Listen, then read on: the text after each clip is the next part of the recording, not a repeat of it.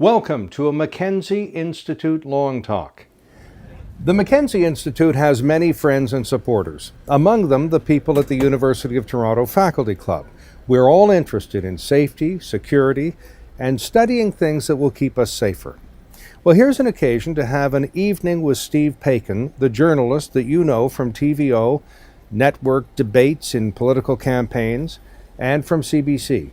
Well, why Steve Paikin?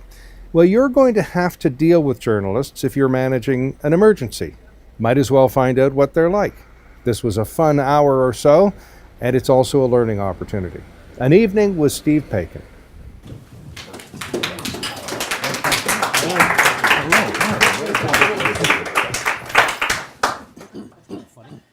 What I was going to do is I have a decibel meter on my phone, and I was going to measure the applause for me versus for Steve.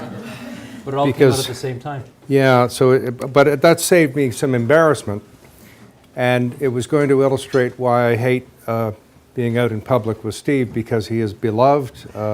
Settle down. At restaurants, people want to take a picture with him. He takes a picture with them, and I barely get to eat.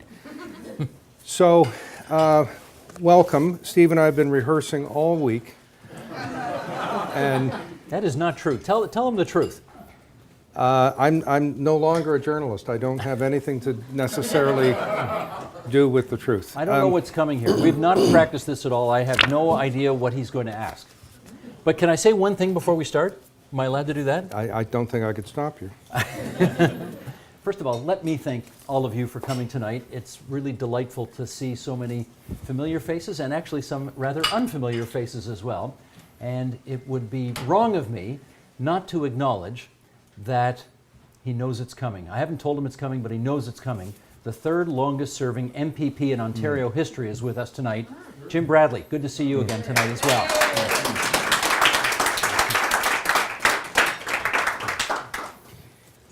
Would you like to borrow my makeup? No, I'm good. I'm good, thank you. Yeah. Steve and I touched up on the Botox and the hair transplants before we came as well. All right, Steve, full name? Steve Paikin. No middle name? No first name? Yeah, okay. Stephen Hillel Paikin. Hillel. Yeah. Hometown? Hamilton. High school experience? Some. Good, bad, indifferent? Normally I work alone, by the way, but thanks for putting an oar in. Any particular high school experience to recount? Fantastic. I grew up in Hamilton on the mountain, went to Hillfield Strathallan College all the way from kindergarten to grade 13. One school all the way through. And an absolutely joyous occasion. I have friends from kindergarten that I still get together with. We've known each other for 53 and a half years. And it's just wonderful. So yes, high school was great. Post-secondary? This place, University of Toronto, Victoria College, and Boston University, Boston, Massachusetts. Major at U of T? Didn't have one. Back then, this is now 40 years ago, back then you could do like the bottom of the barrel, 3-year general arts BA. That's what I got at U of T. And Boston U? Master's in broadcast journalism. Why Boston? Closest university to Fenway Park. Now, you've said that to me before. My response is, really? Yeah, really. The truth of the matter is, I became a massive Red Sox fan in 1975 before the Blue Jays were even born. And as a result, when it came time, I figured I wanted to live in Southern Ontario, and I figured I would try a 1-year adventure for post-secondary. And I just thought, this is my chance to go to a lot of Red Sox games. So, why journalism? That happened as a result of my first week at U of T in August 1978, where I went to Hart House, I guess, just up the street here. Everybody knows Hart House here? Yes, indeed. And walked in there, and it was clubs night. This is before classes had even started. It was sort of orientation week. And I walked in and I saw there's the debate club and the chess club and the photography club and the archery club, and there's a table for University of Toronto radio. And I kid you not, Alan, a light just went on. And I walked up to the guys at that table and I said, do you have anybody who does play-by-play for the Varsity Blues hockey or football? And they said, no. And I said, could I do it? And they said, sure. And that's how it started. And I ended up being, I did the play-by-play. A color commentator was a guy named Michael Landsberg. Been on TSN for 25 years. And we were horrible, but we enjoyed ourselves. Yeah. Siblings? One brother, one younger brother. Children? Yes. 3 boys and a girl. Sentence on each. Okay, Zach is 26, doing his PhD at the University of Kent right now in England. Henry is 24. He is digital communications guy, speechwriter for the Senate in Ottawa. Not for any particular senator, but for the Senate as an institution. Teddy is 20, third year Utrecht University in Holland. And Julia, my baby, is 14 and going to North Toronto, grade 9, first year high school. Spouse? Francesca Grosso. She deserves a sentence too. She does. Born in Rome, came to Sudbury when she was 12, from a very connected family in Italy, where they could trace their lineage back to the 12th century. Her great uncle was chief of staff to Pope Pius XII. When politicians and business figures were getting assassinated in the Italy of the 1970s, her father said, that's it, we're out of here. And he moved the family, if you can imagine, from Rome to Sudbury, where my mother-in-law is from. Natural. Well, you know what? He made the best of it. He came over here at the age of, I guess he was 40. He was a doctor, didn't speak English, learned the language, had to recertify for all of his medical credentials, and made Sudbury great. You know, he helped establish a Philharmonic Orchestra in Sudbury. He was chairman of the board of Laurentian University. He was chief of staff of the Sudbury General Hospital, vice consul for the Italian government in Sudbury. He really engaged to try to make Sudbury not what everybody thought it was at the time.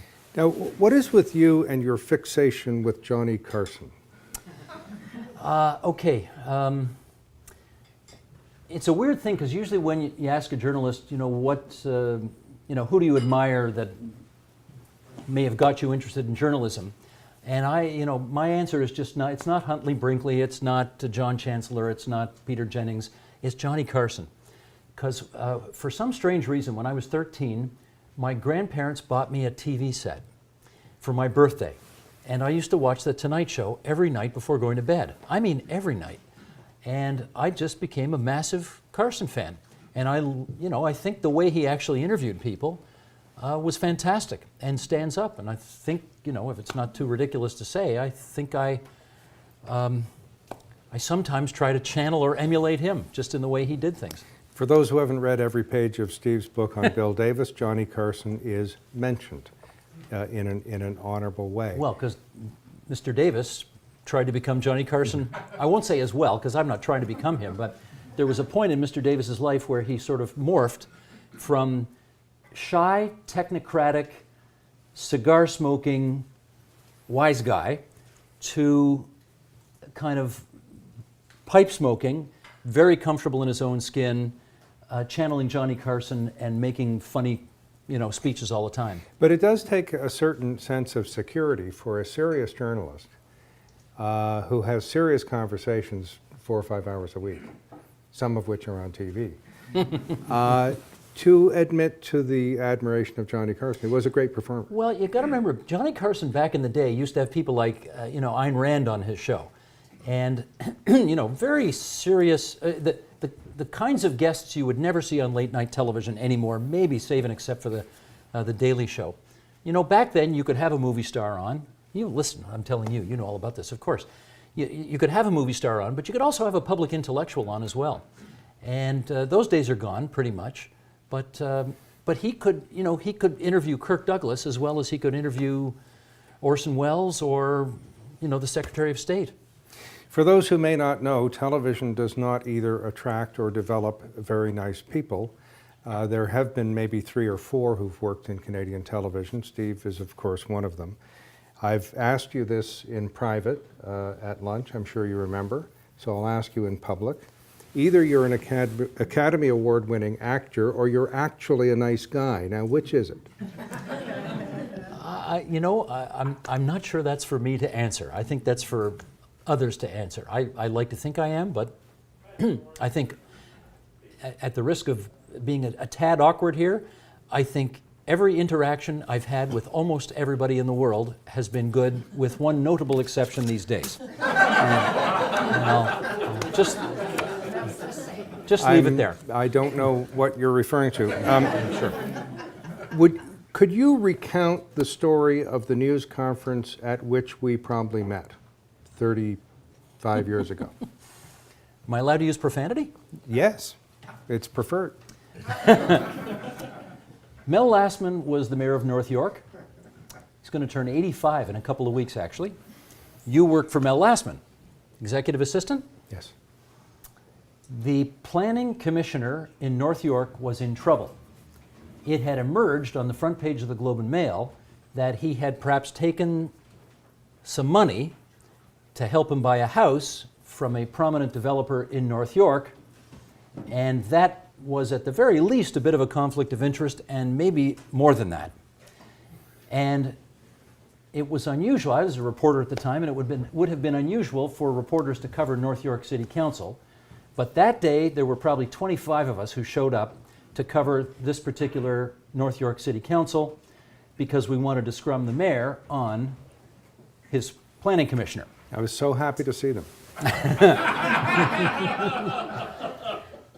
The city council meeting ended. The scrum descended on Mayor Lastman, the likes of which I haven't seen too many of. And the questions just started coming, like bam, ba-bam, ba-bam, right after him. And eventually, after about 5 minutes of really heavy-hitting questions, somebody, I think it was a reporter from the Globe and Mail, said to the mayor, "Do you intend to resign over this matter?" And Lastman just broke out laughing. And he just looked at everybody and he said, "Are you out of your f***ing mind?" Now, just to show you how different things are today, we would all, of course, lead with that. Back then, nobody used it. Now, we're talking 30 years ago or more, 35 years ago, probably.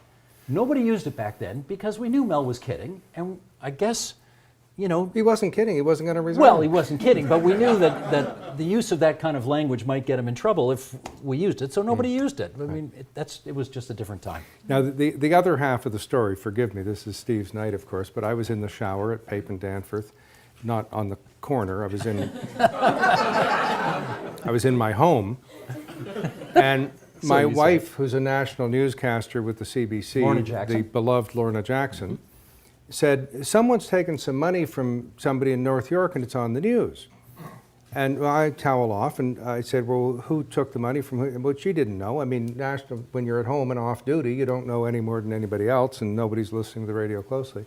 Turns out it was $250,000 from a well-known developer to our Commissioner of Planning and Development, who was never charged. It was deemed to be a private business deal in another jurisdiction. But I drive up like mad and find all these reporters at my desk, and including Ian Harvey, who called me on the phone. From the Sun. Good man from the Sun. And he said, "Alan, what can you tell me about this?" And I said, "Ian, I don't want to be quoted in your story." No, that's okay. Well, what can you tell me about this?" "Well, Ian, I don't want to be quoted as someone, you know, close to the mayor or close to the... No, that's okay. Tell me what. I said, "Ian, I don't even want to be quoted as someone who knows nothing about this." No, that's great. Well, what do you know? And I said, "Ian, I don't know anything about this." And I was not quoted. But anyway, we met there, and it's been a great friendship. Now, you have omitted one part of your journalism career. It's great that you have fessed up to U of T radio and what have you, but your hosting of the morning show in Hamilton when you were only in grade 12 or 13. What? The morning show on radio that you hosted when you were in grade 12 or 13 in Hamilton. I think Karnak spoke clearly about that. That's actually, that is true. That was a one-off. I think it was at CKOC. And that's right. They had me in there co-hosting the morning You show. think I'm making things up? No, I thought you were for a second there because I didn't remember that. But yeah, that's true. I did that for one morning. How did that come to be? I don't remember. Maybe it was a charitable something or No, other? this is a scandal in the making because your parents bought your way onto that program. Well, that's what I'm thinking. Like it was, hang on. It was probably, like it was a charity auction type of thing. They probably, okay. Well, so they say. That's the story. I see. Okay. Yeah, I do remember that now that you mention it. My God, where'd you find that out? I'm a broken down ex-journalist. I have Okay, sources. okay, Could you okay. take your wallet out, please? Am I going to regret this evening? Probably. May I hold your drink? No, I don't want your wallet. I'll take your wallet. Do you have a hockey card in your wallet? Funnily enough, I know where you're going with this. And I used to have a hockey card in my old wallet. But then I got a smaller wallet, and the hockey card to keep it in here would be bent.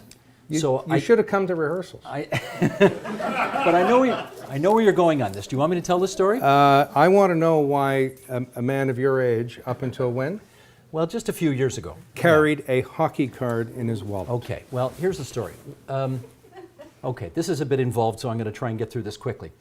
When I was about 10 years old, and my brother was about 8, we went to a game at Maple Leaf Gardens. And we were right up against the glass for warm-ups to watch the guys warm up. And an usher came along and shooed us away, but left all the adults in place. And my mother watched this, and my mother is the kind of person who just absolutely takes no crap from anybody, including her kids. But she saw this as somehow unfair. She wrote Stan Abodiak a letter. He was the PR director for the Maple Leafs. And she said, you shooed my kids out of the way, but left all these other adults there. That doesn't seem fair to us. Mr. Abodiak wrote back and said, we are so sorry for this. Please, when you come to your next game, let us know, and we will take your boys into the Leaf dressing room after the game to say sorry. The irony of this, of course, is that's exactly what happened. So my dad, my brother, and I all got into the Leaf dressing room, and my mother, who arranged the whole thing, was not allowed in because, of course, there's no women allowed in the dressing room back then. My favorite player, since I was 6 years old, was Ronnie Ellis. Ronnie Ellis, the 4th all-time leading goal scorer for the Toronto Maple Leafs, 332 goals. He's not only was he played his whole career with the Leafs, and not only was he a great player, he's a great man. He is an absolutely wonderful human being. And the greatest thing has happened is that we've sort of become friends over the years. And anyway, I have his hockey card in my wallet. And Not tonight. Well, not tonight, but one time, like I had his hockey card in my old wallet. I now keep it beside my bed. But anyway, but my wallet got... This is for real. My wallet got stolen.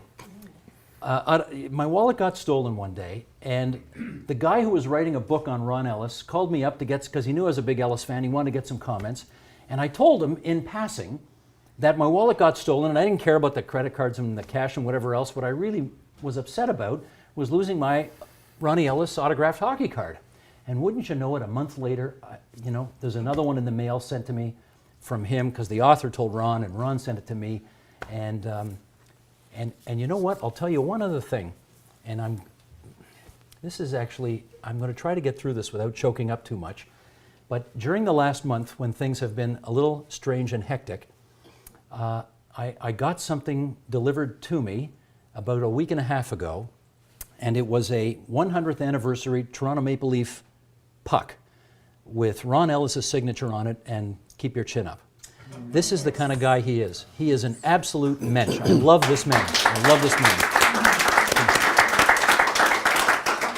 And if he had come here this evening, you would have so disappointed him. Put that card back in your wallet. I have to do that. I have to put the card back in. I wish Francesca were here, because I could say, how do you feel about your man having Mr. Ellis beside the bed? She is well aware of my idiosyncrasies by now. What is your fixation with Bill Davis?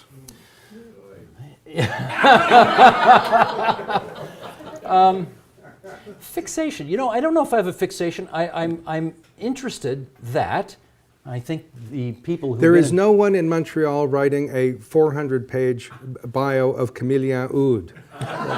It's not happening. I think the people in this room, like Phil Gillies, who sat in caucus with Bill Davis, or Jim Bradley, who sat opposite Bill Davis, or Herschel Ezrin, who, lucky for him, never had to face Bill Davis in an election, because, sorry, Herschel, you wouldn't have been Chief of Staff to the Premier of Ontario if Bill Davis had run in 1985. I'm pretty sure about that. I covered his last government as a reporter, his fourth term, and I don't know, you look at every Premier since Bill Davis. He left at 50% in the polls. He left the party, I think, in relatively good shape. Had he run again, he would have won a fifth consecutive election. He's the last unambiguously popular, respected Premier we have had. Every other Premier since him, and we'll see what happens with Kathleen Wynne in June, but every other Premier since him, it's been, don't let the door hit you on the ass on the way out.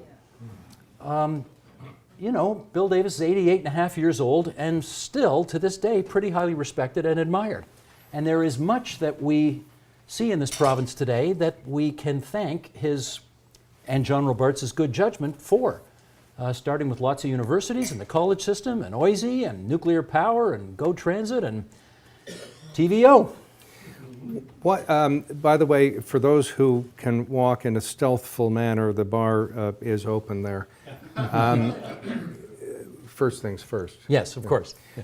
Now, there is some interesting connection between those who are very interested in politics and those who are very interested in sports, and I'm thinking in history and the Wayback Machine, Larry Zolf and Larry Grossman, and now I'm thinking Steve Paikin. What is that connection, and or is there one for you? Well, no, sure there is. There's, I mean, they both have so much in common, right? I mean, at the end of the day, it's about winning and losing. It's about character. It's about teamwork. It's about elbows up in the corner from time to time. It's about sometimes the worst enemies you have are actually on the same team and not on the opposite team. I think the PC party's finding a little bit out about that right now.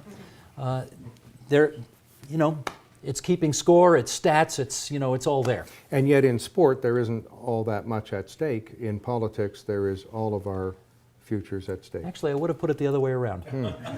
I would have said, you know, Fine. I would have said some of the happiest moments of my life were hugging my kids when the Red Sox won World Series, and I don't ever recall hugging anybody when any particular party won any election. Did the kids hug back? They did, actually. Yeah, we enjoyed that. Yeah. All right, I stand corrected. Favorite interviewees? Always an impossible question to answer. There's different kinds. There are people that you're in a room with and you realize these are people who changed the course of history, and so you are impressed at just sharing the same space with them. Mikhail Gorbachev, Bill Clinton, Jimmy Carter, you know, these kinds of premiers, prime ministers, there's that kind of thing. There's other people who, you know, may not have changed the course of history and may not have been just groundbreaking, you know, folks in any particular way, but there's something about an interview that you do with them that just sort of stays with you. If you give me names, we'll move on. If I give you names. Of the latter? Favorite interviewees? Well, I just gave you a bunch of names. Those are the three, those politicians? Okay. Yeah, I mean, I think there's a reason I've written 7 books about politics, is I seem to keep coming back to there, and there is a kind of a, you know, Phil and Jim Bradley would know this, there's a kind of a excitement that happens when you're kind of going toe-to-toe. I did an interview with Patrick Brown this morning, and that's another card. Okay. but just the kind of the preparation required to be able to kind of match wits with and go toe-to-toe with somebody who's really on their game, and we get back here to Bill Davis, who was absolutely like just sharp as hell in those scrums and interviews, and you know, you had to get up early in the morning to keep up with him. Bob Ray would be another. Holy cow, I mean, a smart guy and hard to keep up with. There's a lot of joy in that, I think. I take a lot of pleasure in that. Least favorite? That's actually easy. Mordecai Richler. I remember doing an interview with him, and I'll set the scene briefly here. I used to do a show called Studio 2 before the agenda.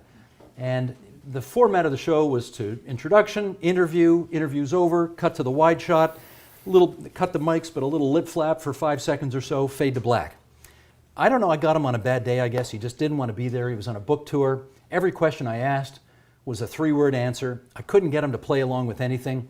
And when the interview was over, the director cut to the wide shot, and what you would have seen in that wide shot was him ripping off his microphone and walking out. He couldn't wait 5 more seconds for that wide shot then. It was just a disaster, and I tell you, even to this day, and that's probably 23 years ago I did that interview, I still break out in a cold sweat thinking about that interview, about how bad it was. It still haunts me. It really does.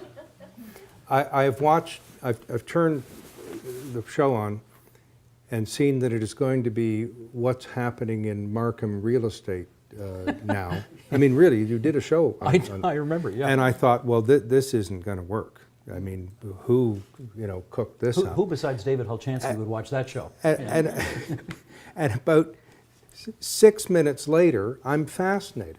Now, Zosky used to say, if you acted interested in someone or something, you actually got interested.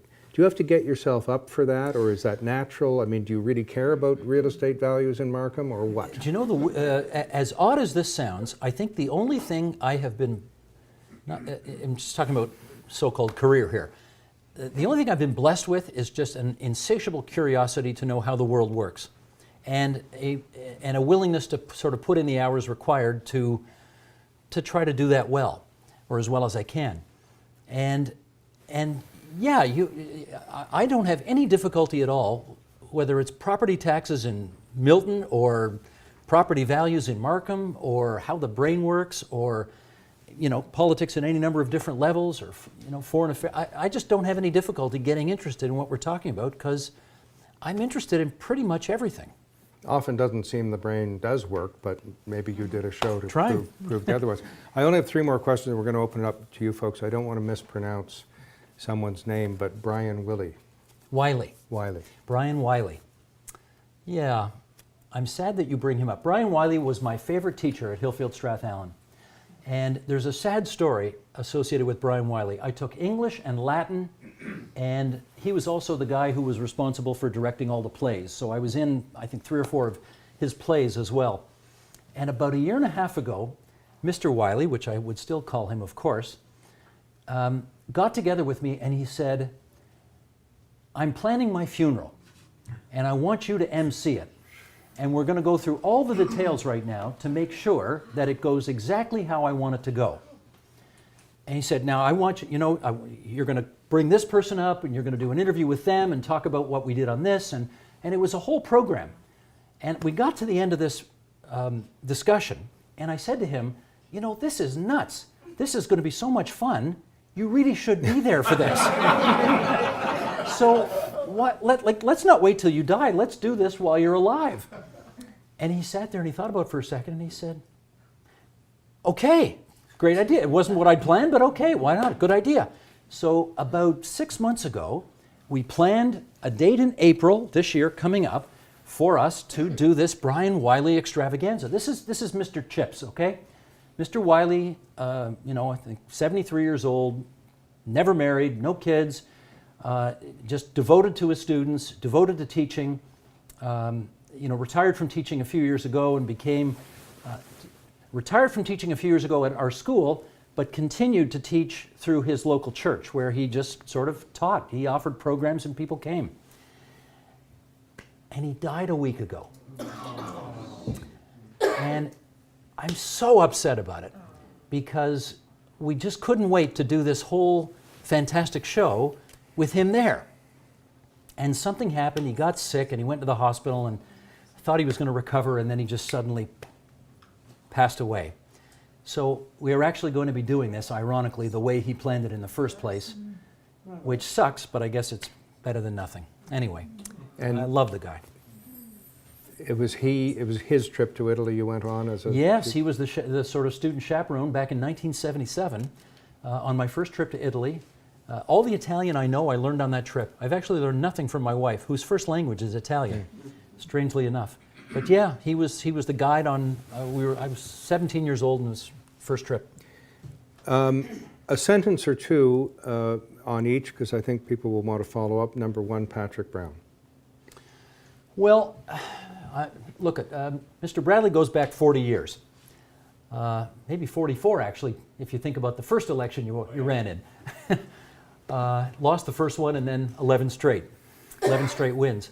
I cannot recall a month in Ontario political history like the last month we've just had. I think it's unprecedented.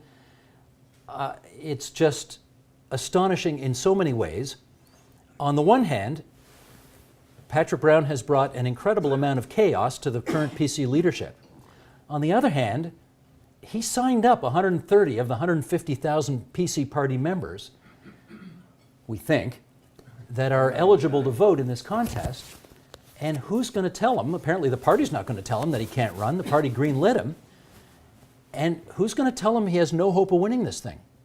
Maybe he does. I'm not prepared to sit here and say he's got no hope of winning. I noticed the other kid, Caroline Mulrooney wants him to drop out. Doug Ford's not all that happy. Christine Elliott doesn't seem to have a problem with him running. If he does end up winning this thing, is that the most amazing comeback story ever? It's a combination, Richard Nixon, Robert Bourassa, and Dracula. All in one. All in one, yes. Yeah. And you'd have to combine Diefenbaker and the attempt to oust Turner mid-election to get close to this. Yeah, it's all there. Now, here's where I, as a moderator, will fail you. I know so little about sports. Sports trivia questions, please. No. That's too easy to stump me. I'm not Most going wins of Toronto goaltender. Most wins for a Toronto goaltender? Yeah. The obvious answer is probably Turk Broder or Johnny Bower, but I'm going to say Andrew Raycroft. You're right. No one gets it. Yeah. Is there another?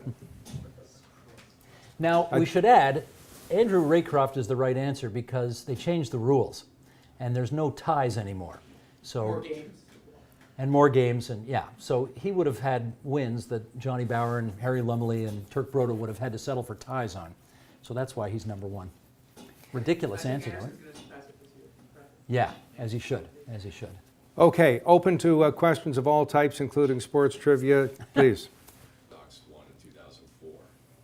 Where were you?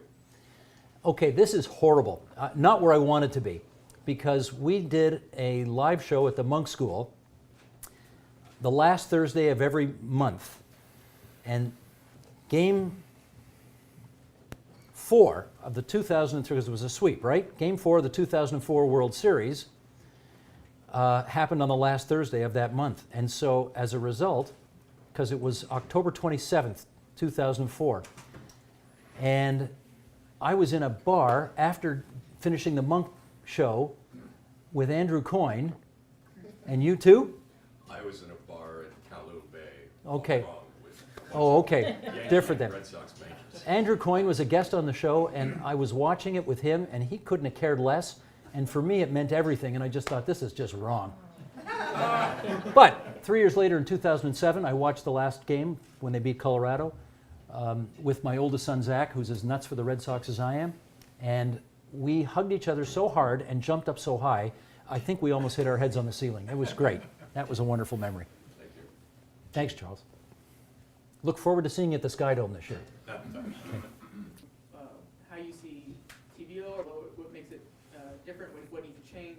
What do you think? Well, ironically, the first 24 years I've spent at TVO, I would have said that we're in a somewhat perilous place because, when money's tight, hospitals, roads, schools, etc., are first call on the Treasury, not public television. But ironically enough, we don't need very much money to do what we do. I think we get about $3 a year from every Ontarian to keep TVO on the air. And it's not only television, it's online now, of course, as well. If you read the Toronto Star as a newspaper, they love that because they can get a lot of money for a full-page ad.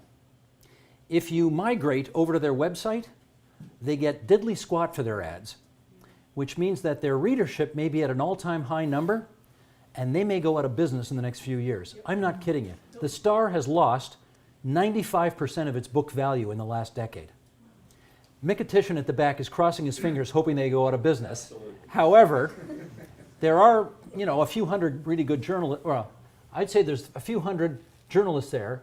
I'd say most of them are really good. John would probably say none of them are any good. Well, 4 or 5. That, you know, that sort of depend on that place for their livelihood. And, you know, I was talking to Michael Cook not too long ago, who's the publisher there, or the editor, whatever, editor there, and he said, we've never done better work, never had more readers.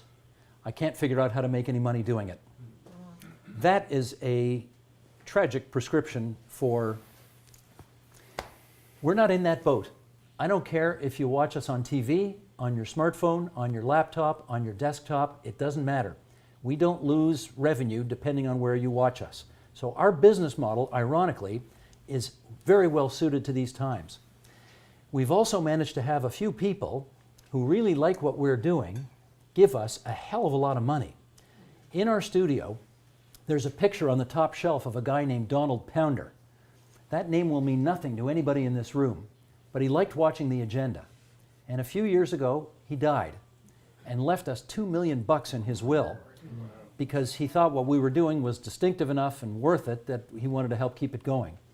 Some of you in this room may know the Green family, which also have just given us, I think, $2 million to do the Ontario hubs. You know, as little local newspapers around Ontario shut down, we're sort of moving into these spaces. We've got 4 hubs around the province now, Thunder Bay, Kingston, London, Sudbury, which are trying to cover these areas where there is only a skeletal journalistic staff now of what there used to be. So I like our chances right now, and I think we've got a chance to sort of punch above our weight, that kind of thing. Hi. Hi. I'm really interested in how the media look at public figures, political figures, and what you said about Bill Davis, how there's been no one who's had the respect that he had. And I wondered what you think, how much of that is due to the character of the public figures, and how much of that is due to the way the media cover politicians? It's a really very important question, and I mean the fact is Bill Davis didn't have to deal with 24/7 cable. He didn't have to deal with social media. You know, back in his day, it was okay for Claire Westcott, his executive assistant, to call up some captain of industry and say, you know that deal that you want government assistance on? Boy, the Premier would sure love it if you would drop off 100 tickets to the Leaf game tomorrow night for those orphans up at the whatever center, and I'm sure the Premier would really appreciate that. Now today, you'd be busted for, you know, whatever. I mean, the rules have changed, transparency, accountability, all that kind of stuff. Are we better off for all of that? Well, maybe in some respects we are, but in other respects, I think there's, you know, maybe a lot of orphans who aren't going to Leaf games now because the Premier's executive assistant can't, you know, put the squeeze on them a little bit. So let's acknowledge that those were different times, and these are, you know, he's Premier for 14 years, which is number 2 all time behind Oliver Mowat. It feels now like 14 years then would be the equivalent to maybe 5 years now. It's just such a hothouse. And first of all, I admire you. Congratulations for having the guts to put your name on a ballot and run for office. That's a good thing. We need good people to do that. But as you will also have seen from the last few weeks, the personal price of a political life these days is astonishingly high. And while Bill Davis was a guy who exemplified, you know, probity in his personal conduct, there were a lot of people on his back benches, and Phil Gillies, I'm sure, could share some stories about some people. You were telling me earlier about the, you know, the annual Christmas party where some of the caucus show up with their spouses, some of the caucus show up with their mistresses. I mean, that was, and you know, that didn't get reported back then, and it would today. So I don't know. Are we better off for all of this hypervigilance today? Mm-hmm. Some days I don't think so. Yeah. Wendy? I noticed that a couple of years ago, after I guess a show with Sherry Graydon, a lot of the participants changed. A lot more women, a lot more diversity. Can you speak about that a little bit? Sure. Sherry is one of the people who has really helped us up our game there, and it has been probably our top priority. I mean, our top priority is obviously do a good show, but our sort of 1A, 1B priority is to make sure that the guests on the program look like the population that we're serving. And I mean, I know this because we've got people there who crunch the numbers and do the surveys. There is no current affairs show anywhere in North America that has a higher percentage of female guests than ours. And it's important for us to do that. And I'll tell you a little story here. I'll tell you why it's so personally important for me that this be the case. My boss used to be Isabel Bassett. She was the chair and CEO of TVO before Lisa DeWilde and Peter O'Brien, who have the jobs now. And, so one night I wanted to have my boss over for dinner. And she came with Ernie Eves, who was no longer premier at the time, but of course was former premier. And my idol in journalism, a guy who was a mentor to me growing up, a guy named Fraser Kelly, who used to be an anchor here. I invited him and his wife to be there as well. And Isabel Bassett and Fraser Kelly used to co-host a show on Channel 9 many years ago, so I thought it'd be kind of cute to get them together too after all these years. My daughter went out to a movie, I think with one of her brothers that night. And when she came home about 9:30 or something, I said to her, "Julia, I want you to come meet my boss." And she made a beeline for Fraser Kelly. Like without knowing, obviously, who anybody was, she made a beeline for the guy. And I just thought to myself, she's raised in a home where mom and dad clearly are equal partners in things. How does that happen? Why would she automatically do that? And I thought, we've got to make sure that for the young women who are watching our program, that they get to see expertise in something other than a white male package. So that's really what motivates me to ensure that we do this well. And I'm glad you noticed, because this is such a big priority for us. So thank you. At the back. Ontario, when we were kids, was the #1 province. Where's Ontario today? Well, it's still that sometimes, but it's also, of course, the most indebted subnational jurisdiction in the world. And, I do get concerned from time to time that I told you earlier, 2 of my kids are in Europe, and I do wonder if they're ever going to come home. I don't know if they will. And I've got a 3rd kid who's in Ottawa right now, but who's making a lot of noises about joining his brothers overseas. I do get a little worried from time to time that today's debt is tomorrow's taxes on them, and if it becomes too difficult or too expensive to live here, they will not be attracted to come back and live here. The numbers are downright scary some of the time. And this is not a partisan observation in any way, it just is. I don't know that, biggest deficit in Canadian history was brought in by Stephen Harper's government. So, a lot of it depends on the times in which you govern, and a lot of it depends on, the choices that you make. We are not the massive engine of confederation that we used to be. There's just no 2 ways about that. We just aren't anymore. And I know some of the numbers out there indicate that in some ways the economy is doing fabulously well. Our unemployment rate is low, our interest rates are low, inflation rate is low. Everything that's supposed to be low is low, except for the debt. But as the Premier herself will tell you, there is a ton of nervousness in some pockets of this province that the wealth is just not being distributed evenly. And that is a cautionary tale. Question. Your book on Robarts, and I don't know if anybody else has had an opportunity to read it, but it is my favorite book. What would be your 3 questions that you'd ask him today? Well, if he were alive today, it'd be 101. That's #1. What would I ask John Robarts if he were alive today? John Robarts, boy, how do I say this? And the camera is rolling. But it's not working. This is just a poor videographer with a hobby, and it might work, it might not. And it's film, and he doesn't know how to develop film. Don't get me in trouble here, but John Robarts would not be any stranger to a sex scandal in public life.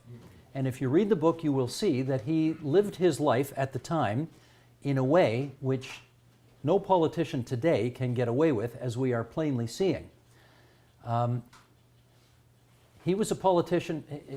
The biggest mistake John Robarts' wife made, Nora, was refusing to move their family to Toronto after he became Prime Minister of Ontario, as the job was then called. That left him alone in the evenings, which was not a good idea. And he enjoyed all of what Toronto's nightlife had to offer. And there are some stories in the book, and there are some stories in my head that did not make the book, because when the book first came out, Donald, his daughter was still alive, and I just thought to myself, she doesn't need to read that. It's interesting, though. His daughter, Robin, the whole family was cursed, I have to tell you. If you don't know the story, he had a brilliant public life and just a tragic private life. He committed suicide, his son committed suicide, his first wife drank herself to death, and his daughter, Robin, died in her mid-50s of cancer. All four of them taken out prematurely, just... and you know what? I learned something a few months ago, and I should rephrase that. He and his son were lost to suicide. People in the mental health world say that's a better way to describe it. They were lost to suicide.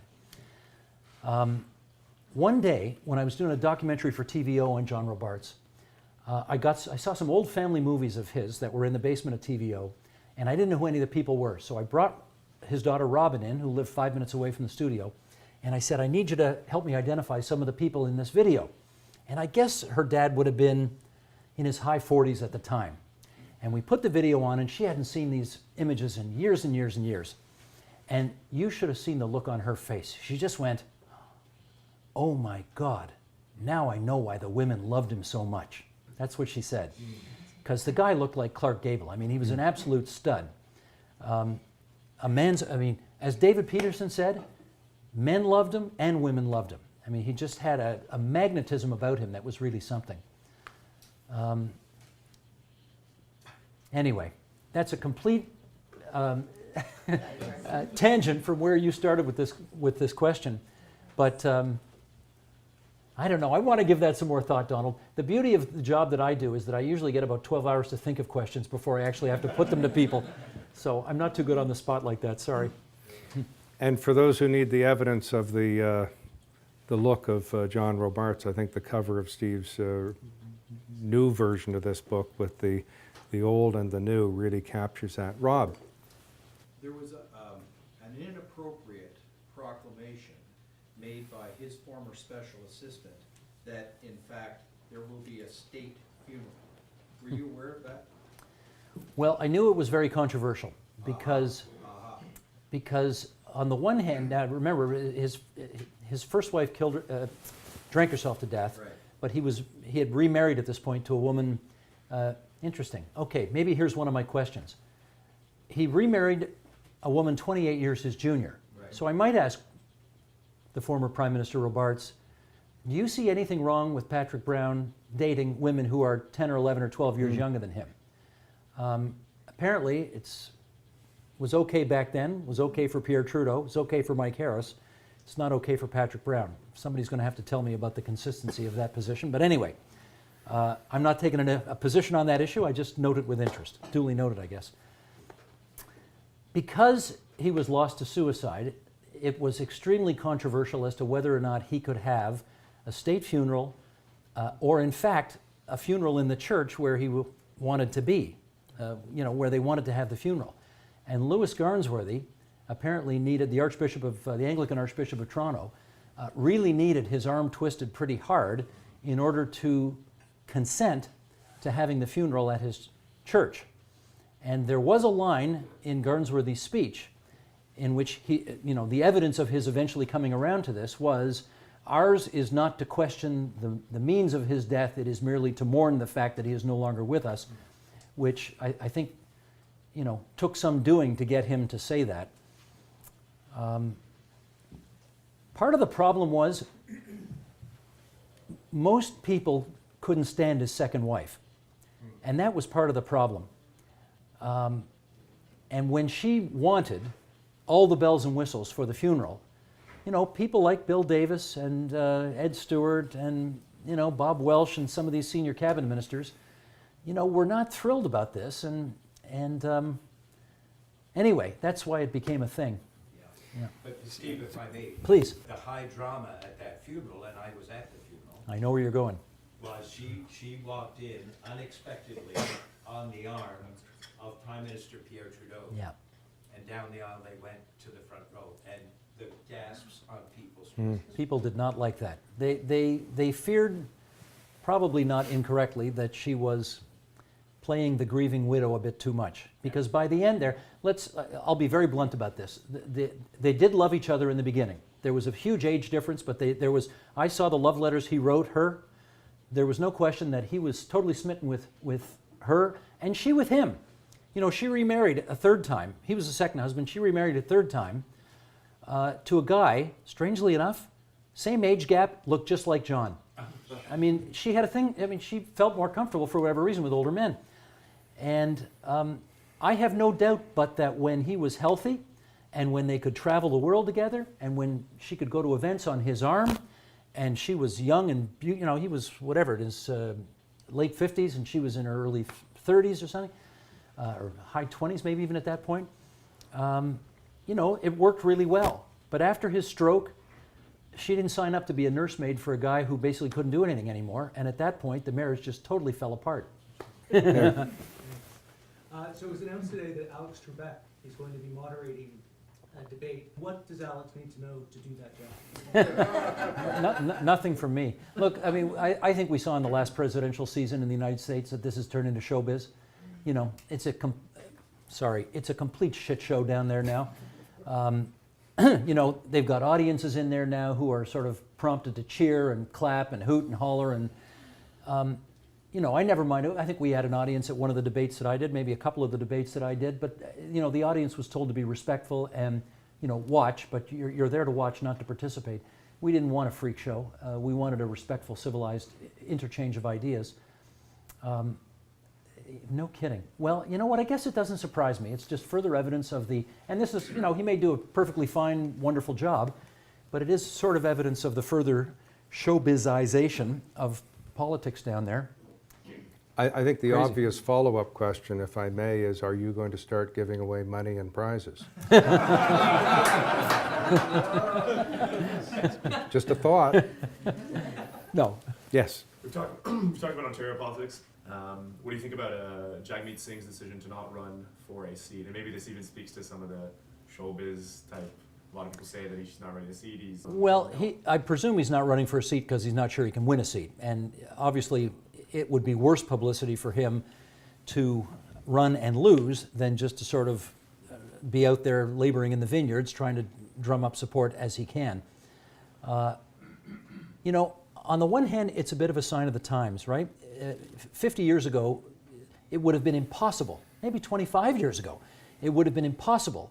I mean, think about Brian Mulroney when he first won the leadership of the PC party. He got into Central Nova right away with a by-election. He wanted in that house, he wanted at Pierre Trudeau. You know, it's an indication perhaps of how less relevant Parliament is today that Jagmeet Singh doesn't feel a need to be in Parliament, being the prosecutorial force that Thomas Mulcair was very good at.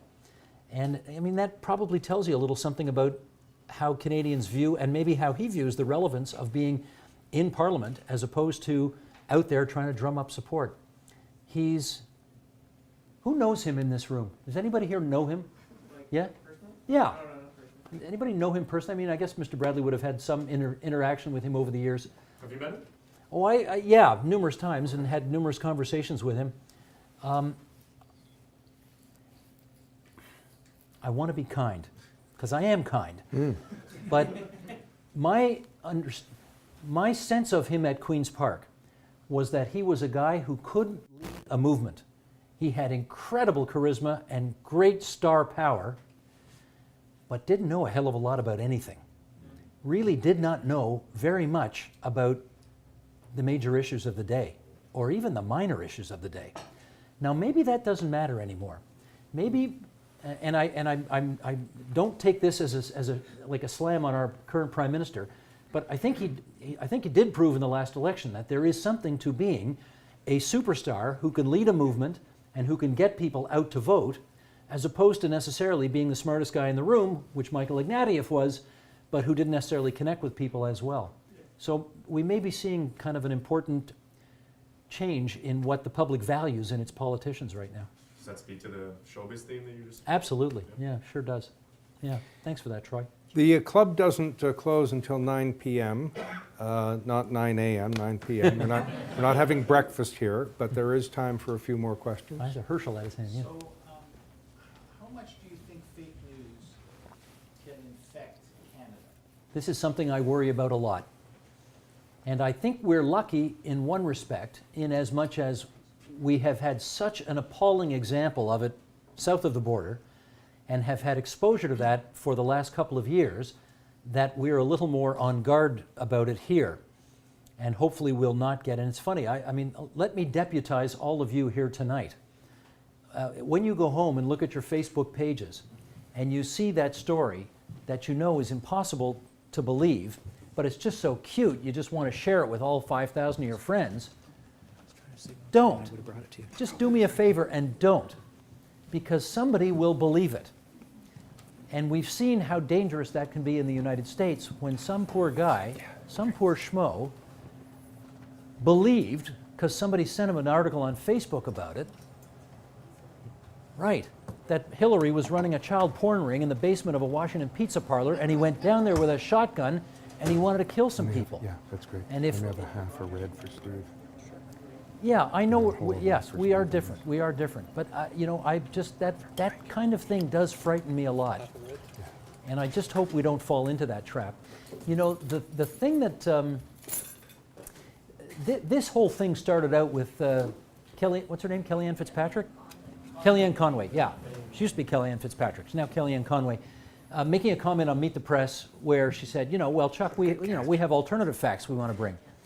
And I'm actually less worried today about alternative facts and more worried about alternative universes.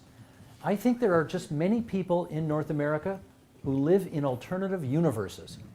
And I find that, oh. Enough of that. Grazie, signore. Sì, certamente. That's something that's deeply concerning. And I don't want to come across like some, you know, hoity-toity intellectual smartass here saying, you know, you poor folks in Alabama who don't know any better obviously are living in an alternative universe.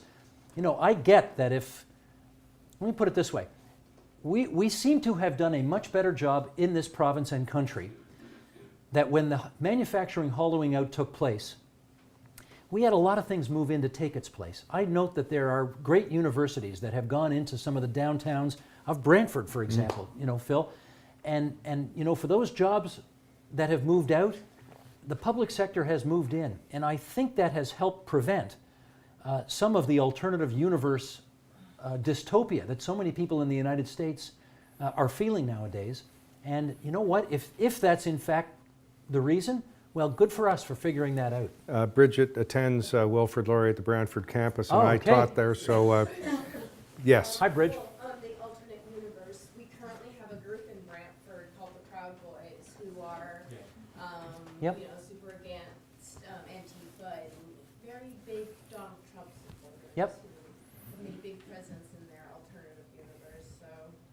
You know, it's The interesting. city does look nice, though. Oh, yeah, The yeah, taking yeah. over of those buildings Absolutely. has done a lot, not for the entire city, Yeah. but a lot of and it. you know, I mean, I have a little role at Laurentian, so I'll put a plug in for Laurentian here. There's a brand new architecture school in downtown Sudbury that I'm telling you is going to absolutely bring that downtown back to life.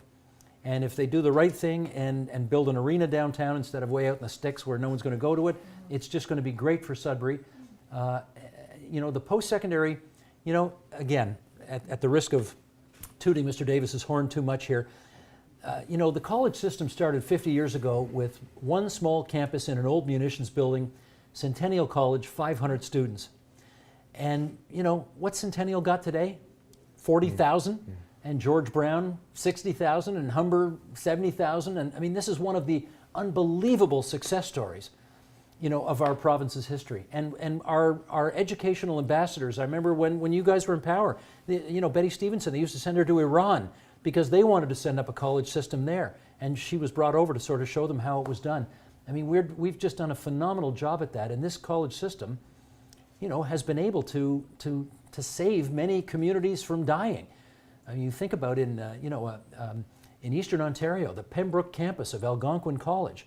You know, without those great jobs there, and without the spin-off jobs created by having that college campus, a secondary college campus of Algonquin College in Pembroke, I mean, Pembroke dies, you know, it's so integral to everything. So we've done that well. Just to rain on your parade a little bit. Go ahead. We still have 30 to 35% of our voting population supporting Rob Ford, Doug Ford, and those aren't numbers that are that different from the percentage that support Trump. Well, okay, but again, here's where I'm going to say, okay, so what? If they see Doug Ford as their champion, great. If they, if you live in the north end of Etobicoke where they don't have a subway, and you hear 24/7 everybody talking about we need more subways in downtown Toronto, and you only hear one guy saying, hey, how about some public services for those of us who live in the inner suburbs? You know what? Okay, maybe Doug, I could totally understand why Doug Ford would be important, an important voice for those people.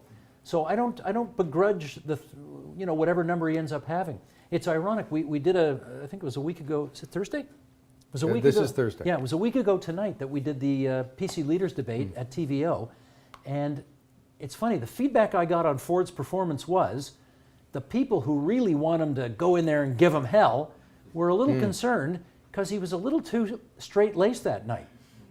He really wasn't breathing fire that night. And a lot of them were wondering, where the hell did my Doug Ford go? And the people who are terrified of the chaos that the Ford name brings were thinking, he did pretty well that night. And I can tell you from sources which will not be named, who were on the provincial nominations committee that had to greenlight all the leadership candidates, they said Ford did an awesome interview with them. Not just he was okay and he muddled through and we're nervous about him. They said he was awesome. That he acquitted himself well, that he didn't come off like some kind of nut job, that he pledged to be loyal to whoever the leader would be and the platform should he not win. So I'm not going to crap on that 35, 37% of the people who think he's their champion. Yes, at the back. Who is Sheldon, and is Sheldon here? Sheldon Osmond is the director of the agenda. And you know what? There's a very stupid little story about this. When I was about 25 years old, covering election night, I think for CBLT, and I was on some regional desk, I forget. I was a bit player on the CBC election night broadcast. I asked for some graphic to come up and it didn't come up. Or no, I didn't even ask. It was supposed to come up and it just didn't come up. And so I said the director's name and I said, can we get that graphic to come up? Because I've got some numbers in Whitchurch, Stouffville I want to share or whatever. And after I was finished my hit, the floor director came over to me and said, don't you ever dare do that again. You never, ever ask the director directly, to do something, as if the show somehow directs itself, it's all.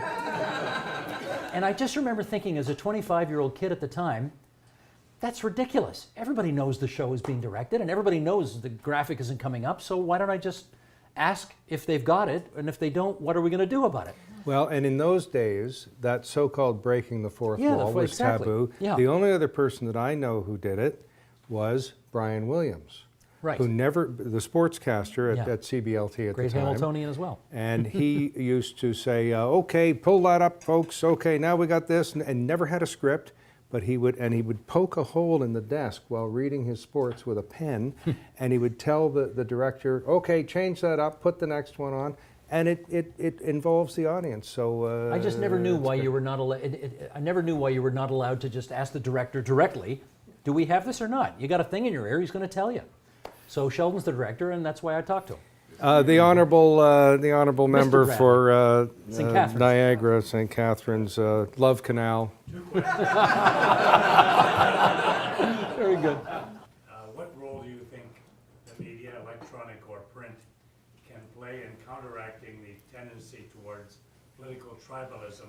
What is your view of the absolute obsession in baseball with pitch counts? Okay, let me do the second question first because I actually know something about baseball, unlike politics. Isn't it interesting, Mr. Bradley, that when you and I were maybe a little bit younger, and incidentally, happy birthday the other day, Sandy Koufax could pitch 300 innings a year, Tom Seaver could pitch 300 innings a year, and now if you get to 200, they think you're Superman. It's just bizarre. I don't get it. The sabermetrics are good to a point, but what is it with, they treat them like babies now, right? They just treat them like babies. Oh man, he's hit 100 pitches, let's get him out of the game right away. I mean, Doc Halladay pitched how many complete games for the Blue Jays? I mean, probably probably a couple dozen, and nobody would do more than 2 or 3 a season anymore. And Doc's not that long ago, may rest in peace. So I don't know, I don't get that at all. On the first thing, I am normally an optimistic person, but on this I am totally pessimistic. I think this is hopeless. I'm sorry to say it. Everybody is just invested in tribalism today to the nth degree, and it's appalling. And I'll tell you a little Michael Ignatieff story here. I remember him telling me this at 7 o'clock in the morning at the airport in Ottawa, and he's getting his ticket to fly to Toronto, where he represented a constituency, and a Conservative MP is at the next wicket beside him. So, as he recognizes the guy, walks over there, says hello, and he notices the Conservative MP the whole time is going like this while they're having a little chat. 7 in the morning at the airport, just like this. And finally, Michael says, what are you looking for? And he says, I just have to make sure there's nobody from the PMO here, because if I'm seen talking to you, it could be the end of my career. Now, that's obscene, folks. That's obscene. I'll give... It's that PMO. Well, you know what? I hope you're right about that, but it seems to me that we've been getting... It seems like we've been getting increasingly tribal as we go along. There's just too much politics of personal destruction. The media feeds on it because presumably it helps sell papers, and it's regrettable. And you know what? If there's one thing, I gotta, sorry, but here we go again. If there's one thing Bill Davis was a master at, particularly in those years from 75 to 81, Mr. Bradley was there for almost all of that, he was not such a hard-bitten ideological person that he couldn't make a deal with Stuart Smith, make a deal with Stephen Lewis. He knew how to reach across the floor, and because he was sort of a pragmatic, centrist, progressive conservative, he could do it. That just feels, I don't know, you would know better than me, but it just feels really so much harder to do that today, or maybe even impossible, I don't know. Sorry to raise his name again, but Hugh Segal referred to Bill Davis as Ontario's first socialist premier. Yes. Well, he wasn't that, but I get the joke. Let me do this. Sure. 1, how do you like being interviewed instead of interviewing people? Not that much, actually. Should I take that as a compliment, or is that a criticism? It is. There is a reason why I have chosen to make a living asking people questions rather than answering people's questions, because I frankly didn't learn anything tonight, except maybe that I co-hosted on CKOC. Yes. Well, you learned your memory's failing. I much prefer asking other people questions because I want to know what they know. Well, so that's why I do what I do. Have a sip while I ask the next question. Okay. It is you, self-confessed big-time interviewer, who can come up with the prescient, panoptic, probing question. Although not for Donald tonight. What is it that I missed asking you this evening? Please ask yourself the question that I missed asking. See, this is kind of putting me on the spot like this. I don't. Okay, help me out. What should he have asked that he didn't? No. There's no Sheldon. There's no helpline. Let's Mom try and this. Dad aren't here. What is the tough question I should have asked you? Here's the question that I occasionally get asked, for which I have yet to come up with a good answer, but I'll try tonight. In your heart, what really are your politics, Steve Paikin? I've asked you that, and I don't get an answer. So my answer to that question would be, in 1981, my mother was given an appointment to the Governing Council of the University of Toronto by the Bill Davis government. She gave money to the Ontario Liberal Party because Stuart Smith was the leader and he represented a riding in our hometown of Hamilton, and she thought it was important to support a leader in our hometown. And she voted NDP. So, my politics are the same as my mother's. You're confused. Yeah. Okay. Very even-handed. I will take that non-answer as an answer in the tradition of politics. We are going to retire to the bar. We are going to stay here. We're going to mingle. There are going to be questions. But I'm putting this here as the tip jar because Steve is going to play the piano for us. No, I am not. You played last time you were here. It was glorious. No, I didn't. Yes, you played Goodbye Yellow Brick Road. Now, he's not remembering his own regimental history. So if you will... Do here, not make let me play help the you over piano there. in front of all these people, No, please. no, please. Could we have... Yeah. There's a tip jar. Now, while Steve saunters over there, just a reminder that there are other... Yeah. Oh, and if there are... And if there are any requests, just write them down on a $10 bill. I don't know. I only know how to play one thing. Now there are more of Steve's books there as gifts. If you don't have anyone to give one to, you never know. The next one you buy could be a little different than one. So the bar is open. Steve is here. Sing if you wish.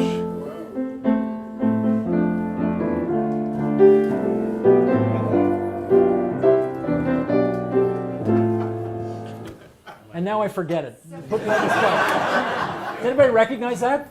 Da, da, da. Yeah, sure. Yeah. I heard that song in 1972, and I thought, that's a great song. It's the one with all the notes. I wish I yeah. could play it, though.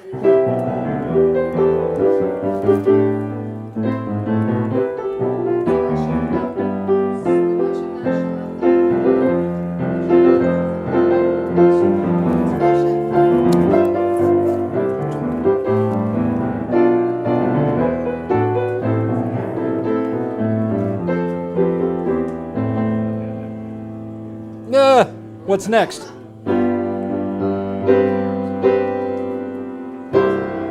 Anyway, that's enough. What about the Yellow Brick Road? Oh, forget it. I can't do that.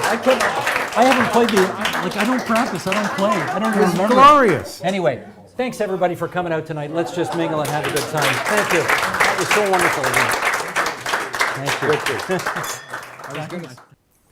Any views expressed here are not necessarily those of the Mackenzie Institute, its speakers, sponsors, or supporters. But the Institute is dedicated to fostering public discussion, debate, and education about security matters. Google the Mackenzie Institute to join the discussion.